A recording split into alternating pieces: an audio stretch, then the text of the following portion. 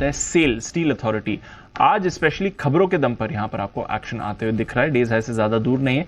क्या है खबर, क्यों है सेल 3% ऊपर, जानते हैं आशीष के साथ। आशीष बताइए। तो पांचों कुछ खबरें ऐसी आ रही है कि स्टील एग्जीक्यूटिव फेडरेशन जो है यहाँ पर प्रस्ताव दे रहा है सरकार को कि जो RINL, FSNL और NSL, ये जो 3 सरकारी कंपनीज हैं अनलिस्टेड, यहाँ पर अगर आप देखें तो इनके साथ मर्जर होने की बातचीत चल रही है। और कुछ खबर दरअसल अगर आप देखें तो नई नहीं है, काफ़ी साल, इनफैक्ट 2012 में भी कई बार ये खबरें उठी थी। हालांकि अभी तक अगर आप देखें तो सरकार की तरफ से क्लियरेंस यहाँ पर देखने को नहीं मिला है। लेकिन इसके ऊपर इस खबर के बाद ही हमने देखा कि सेंट्रल ब्रोकिंग की तरफ से एक नोट आया जिसमें कहा गया कि अगर ये मर्जर हो जाता है तो बड़ा पॉजिटिव सेल के लिए हो सकता है। कारण ये कि सेल का फिलहाल अगर आप देखेंगे तो केपेक्स काफ़ी ज़्यादा है, 1 लाख करोड़ के आसपास का आगे जाके कुछ सालों में बड़ा केपेक्स से करने वाले। अभी थोड़ी देर पहले भी हमने देखा था कि 6,500 करोड़ के केपेक्स के प्लान है। लेकिन अगर ये 3 कंपनियां इसके साथ मिल जाती हैं तो बड़े केपेक्स करने की आवश्यकता नहीं होगी। मिनिमम केपेक्स के साथ सिनर्जी और इंटीग्रेशन के बेनिफिट्स यहां पर देखने को मिल सकते हैं।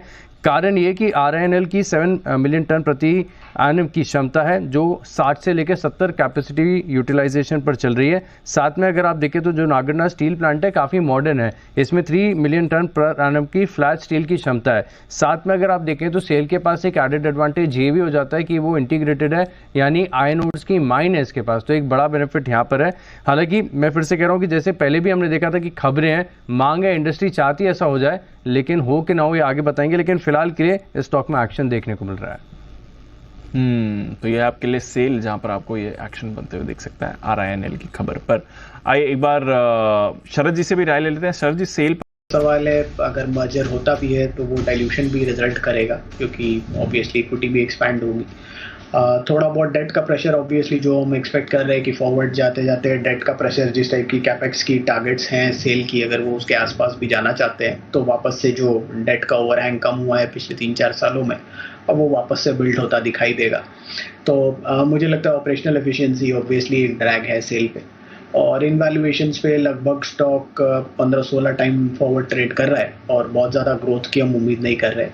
अगर ये M&A अनाउंस भी होता है तो मेरे हिसाब से एटलीस्ट, अभी तो कुछ फाइनल भी नहीं हुआ है, तो एटलीस्ट यहाँ से 1.5 से 2 साल लगने चाहिए जिसमें ये फाइनल होते होते सारी चीज़ें दिखेंगी। एंटी डंपिंग ड्यूटी वाला एक सडन पॉजिटिव इम्पैक्ट हो सकता है, बट इन वैल्यूएशंस पे मुझे लगता है ज़्यादातर मेटल्स में अक्रॉस द बोर्ड बहुत ज़्यादा अपसाइड खोज पाना थोड़ा सा मुश्किल है। राइट, तो ये है आपके लिए सेल। देखते हैं यहाँ से कैसा एक्शन रहेगा। फिलहाल डेज हाई पर ही ट्रेड कर रहा है 1-1.5% की मूव के साथ इस समय।